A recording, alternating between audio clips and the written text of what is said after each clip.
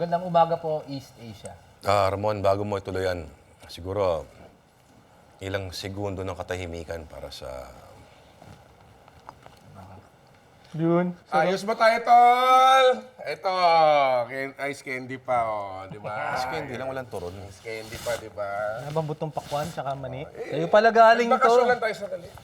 Wala ko dinukot ka na eh. Magandang umaga, East Asia. Magandang tanghali, classmate. At magandang gabi, mga ka-heartbeat. Ano pa nga ba? Ito yung programa para sa mga mangmang, ignorante at mapanghusgang lipunan ng social media na hindi nagbabasa ng dyaryo, hindi nanonood ng aksyon at comment na comment lang. Bakit pinutol yung kay Kupal? Inaasahan pa naman si Kupal.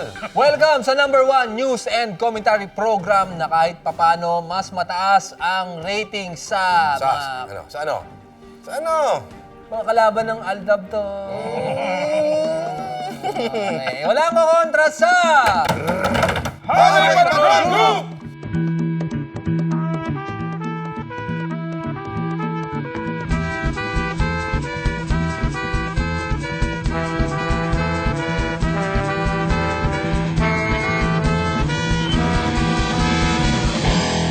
Sa ulo ng mga namamaga at nagnananang balita, lalaki, G-jingle sa bangketa, inupakan! Lasing nakipag-away sa kapwa lasing. At ang ating foreign correspondent na si Anderson Kupal ipapaliwanag sa mga mangmang na gaya nyo ang sitwasyon ng mga lumad sa Mindanao. Sa palakasan, snorkeling, kinuha na ring sport sa United Kingdom. At sa komentaryong Kupal ay matapang nahimay nating security and counter-terrorism expert ang pagmamando ng Highway Patrol Group sa kahabaan ng EDSA.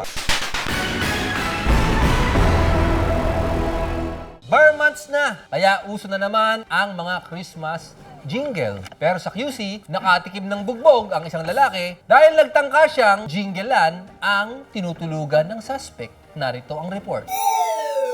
Sa CCTV, sa labas ng isang bar sa QC, makikita ang dalawang lalaking ito na nag-uusap. Hey, musta na you? Napanood mo ba yung Aldab kahapon? Pero maya-maya pa, nagpalitan na sila ng sapak.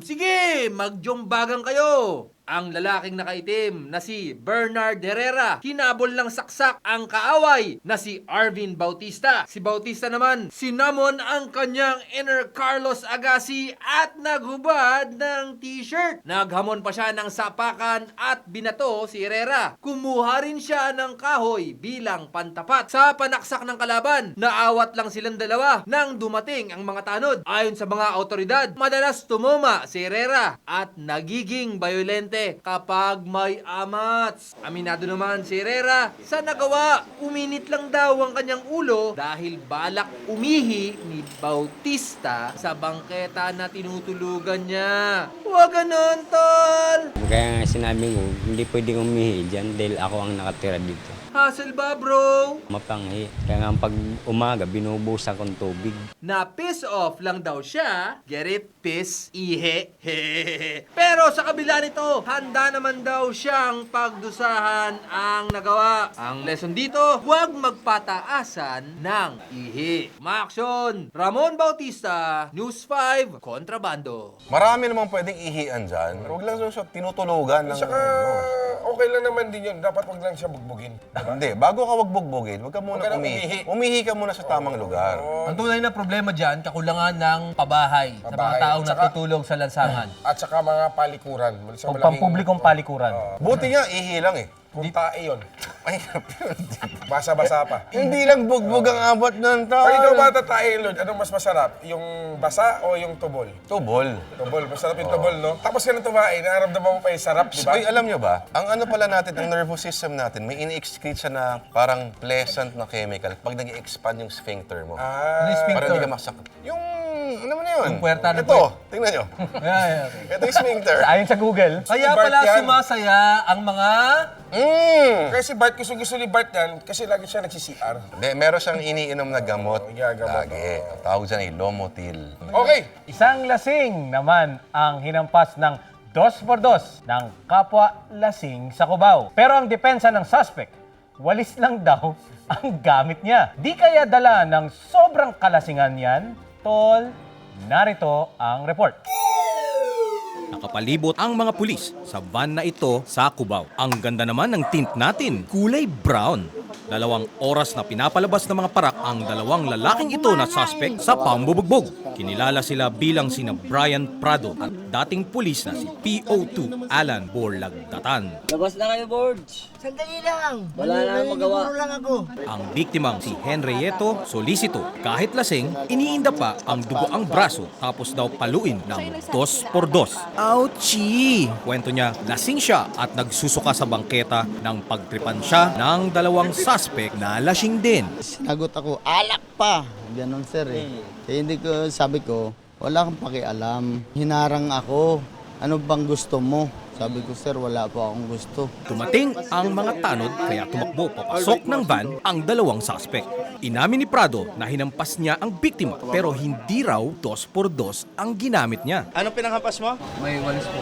Walis. Depensa nila, sila pa raw ang niresbakan ng biktima. Sir, Ay, pagsuntok sa akin dito, ay di siyempre, alam ka naman na, titingin ako sa sarili ko. Oh, huwag nang init ulo, So, gumanti ka. baby. Sa huli, walang no choice ang mga suspect kung hindi lumabas ng van at magpaaresto. Umaaksyon, R.A. Rivera, News 5, Kontrabando. Dapat talaga yung 2x2, lagyan nila ng lisensya yan eh, parang baril. Grabe naman yan. Oo. Tsaka dapat ipagbawal din yan. Di, bakit nga ba naging ano? Bakit 2x2 yung pinangahataw lagi? Ba't 2 hindi inch by 2 inch. Kasi O bakit madaling hindi hawakan pwedeng eh, ano? square. Baka 4x4. Mga Hindi na kaya ng 4x4, kamay. mataba na masyado. Taba na masyado. Sakto lang sa grip yung Ba't hindi na kaya bakal na lang? Di baka naman kahit anong kahoy na medyo ganun ang itsura, 2x2 2x2, tawag. parang 29 na balisong. Kahit ano, 29. Oo, lahat 29 na yung tawag. Okay, mahirap dyan. Paano pag nilusob ka ng gano'n, natutulog ka? Tulad nung ano, nung matutulog dun sa ihian. Oo. Eh baka naman may pwedeng magturo sa atin ng ganyan. Depensa laban sa mga nanggagapang. Oo. Panoorin natin to. Oh, mga boys, ito na ang kakaiba nating position na ituturo sa atin ni Makmak. Ang tawag dito ay dog style. Ano? Hindi. Ano yan? Ano ba yan? Back mount. Back mount. Okay, ganito. Kung halimbawa, yung mananamantala sa atin ay nandyan, pumuesto ng ganyan. O, ganito. Paano tayo pupunta sa likod? Dapat kunin mo muna. Nito. Ganyan. Then, grab sa likod. Shrimp out. Punta dito. Kuha na yung leeg, di ba? Diretso na ng rear naked choke. Tap ka na lang.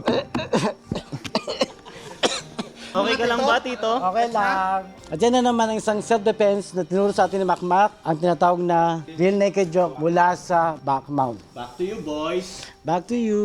Sa mga makers, wag nang umasa. Magsisimula na mga magpapaulan ng kagandahan ang pambansang B. Ang forecaster na pang forever. Pasok, Hipagbeya.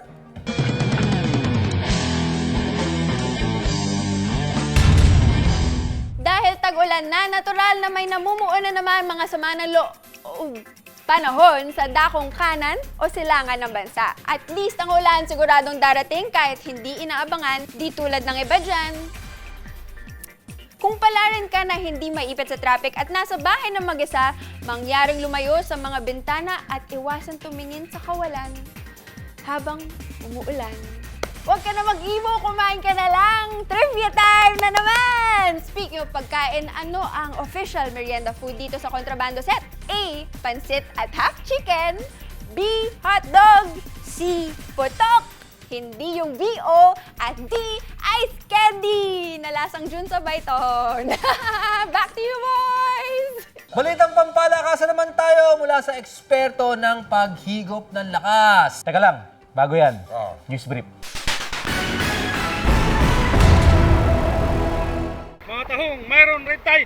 Balitang pampalakasan naman tayo mula sa eksperto sa paghigop ng lakas. Back Eto, to back. nagbabalik si Bart para sa sports segment na Balls.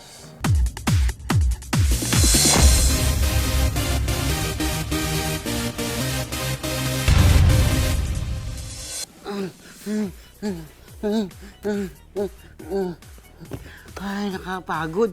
magandang activity ang snorkeling. Pero sa United Kingdom, ginawa rin itong sports. Naghahanda na mag-snorkeling ang mga ilang residente sa Wales. Si ate, naka-pedicure pa. Ay, may dalawang lalaki naka-bikini brief. Paki-replay nga. I love it! Pero hindi lang ito basta-basta snorkeling. Dahil ang mga kalahok sumisisid sa mga putik at maduming tubig. Pati sa Elvis Presley, hindi nagpahuli. May nakita pa kaya sila na sobrang labo ng tubig. Kahit ka-dir-dir, enjoy na enjoy ng mga contestant, ng mga tunggaw. Pating audience, ututo sa pagpapalakpak. Sa huli, proud na proud ang mga winners sa kanilang kalokohan. Dapat sa Pilipinas sila gawin yung tuwing tag-ulan. Naku, para sa mga baha na sila ang mag-snorkeling. Makakita pa sila ng mga patay na daga at saka diaper na may taing. Back to you boys. I love you.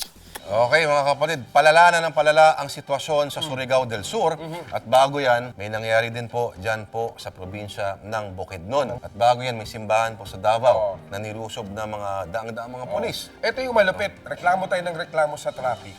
Ito mas matindi tong balita na to. Pinapatay at kinikidnap mga kapatid ang mga kapatid nating mga lumad ng isang grupo na may kaugnayan daw sa militar.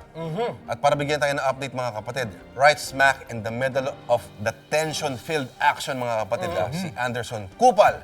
Yes, Anderson, how's everything down there? Yo, people of the world. I'm Anderson Kopal, your award-winning foreign news correspondent. After covering the tension-filled dispute in Korea, I'm here in the Philippines. Fuck shit. As you can see, I'm here particularly in Mindanao, the country's southernmost major island. You can see it in the background, right? It's very unfortunate that some members of the Lumad community here have been recently abused and persecuted. The Lumads are a group of indigenous people in the Philippines. That's why it's disheartening to learn that there has been a spate of killings of Lumads. A group connected in the Philippine military has been accused of doing the killings and abuses, but officials have already denied it, like Ricky Martin denying at first that he was gay. Several Lumad families have already evacuated to avoid attack. Despicable. It's also saddening that most Filipinos don't know what the Lumads are. They don't even care about the issue. You should be ashamed of yourselves. You know the entire cast of Twilight, but you don't know the Lumads. My gole. So to the Filipino youth, especially to my fans from Contrabando, read about the Lumads and be informed.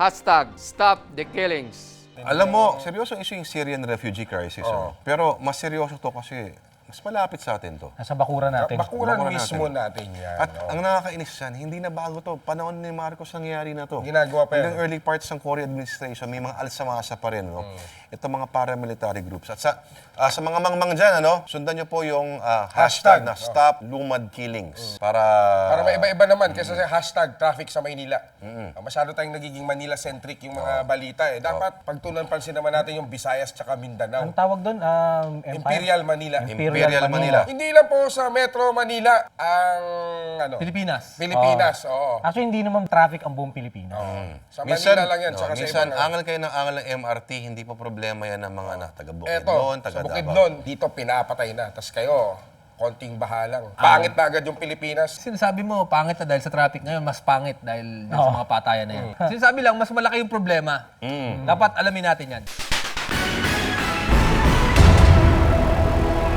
1, 2, 3, 4, 5, 6, 7, 8, 9, 10. Kapit na mga bayaw, eto na ang ating top 5 sa edisyong ito. Sa numero 5, paano kinocompute ni PNP spokesperson General Wilber Mayon ang crime rate sa bansa? Wilben ba?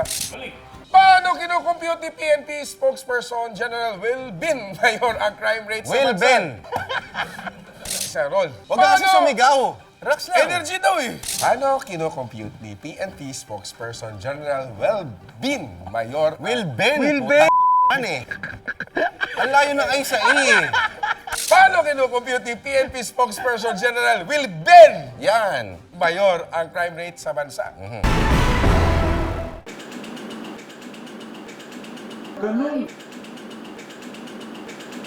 Paano nga rin? Ang tawag dyan ay nervous tick. TIC. Kinakabahan doon sa reporter na maganda. Oo, si Franz Sugiera kasi yun eh. Basta reporter pang forever. So, numero 4, ang dahilan kung bakit naging mabilis ngayon ang mga press briefing sa Malacanang tuwing tanghali. Let me thank Aldab for giving us a very abbreviated briefing period. pala yun, Aldab. Aldab to. Kailan kaya magiging dahilan ng pagpapabilis ng mga bagay ang kontrabando? Malabo mangyayari siguro yun. Maliban na lang kung May magiging ice candy. Dude! Sa numero 3, ewan ko lang kung hindi rin kayo mapahikab sa hikab ni Senator J.V. Ejercito. Various public and private educational institutions in the country, various public and private educational institutions in the country. Easy. Parang si Bart minsan yun alam mo, kung pinapanood mo ngayon yan, malamang may naghihikab ngayon din. Nakakahawa yun. Oo, yun ang sabi nila. May scientific basis daw yun. Pag may nakita ka isang tao humikab, hihikab ka rin. Sabihin, sleepy time na. Ang galing mo tol, lahat may explanation ka. Parang kasi, lumakit kasi ito kay Ernie Baron. Kuya Kim. Pero tingnan mo na. Kuya Kim, Laki na nag-Channel pansin. Si JB Ejercito, may kahawig siyang artista, hindi napansin. Sino tol? Ewan ko, pero andito ang ganda-ganda ni Lia Cruz. Ay, ang ganda! Ganda ni Lia Cruz. Mukhang Patas magtitake ng na hits. sila dito. Ang patas ng ratings. Ay, Mare. Kilala mo sino? Kilala mo ko sino? Si Balot? Gusto ko pang dumaan ng San Juan. Sa numero 2, mga kapatid, ang bagong logo ng Liberal Party na Ganda nito. na dinisenyo ng mga netizens. Ang Easy! Ang mga binabasa po namin sa mga script na ito ay hindi po kami nagsulat. Produkto Baka mga opinion ni Paul Padua. Paul Padua po, ikakasal na po sa... Pero yan naman kasi nakikita yan sa social media. Pinulot ni Paul. Pero nung pinulot po namin, may dyaryo po kami. At ang nangunguna sa ating top 5 sa edisyong ito ay ang malumanay na reaksyon ni VP Jejomar Binay matapos sabihin ng LP na lalampasuhin siya ni Secretary Mar Rojas kapag one-on-one ang presidential race. Yun, no? Congressman Erisi po ang nagsabi nito. Reaction po nila, Vice. Reaction po nila, Vice. Si Paul Padua din yung nag-ano. Nag-edit na. Ang nag-manipulate po nun ay si Paul Padua pa rin. Mga ganun pa eh. Wow. Wow. Pero napapansin ko parang parami ng parami ang mga kuha ni VP Binay na naging makulay at malikhain kanyang mga facial expressions. Tingin ko alam niya kasi nalalabas din dito sa kontrabando at nakakatulong yan sa pagtakbo. Galing, ano? Mileage.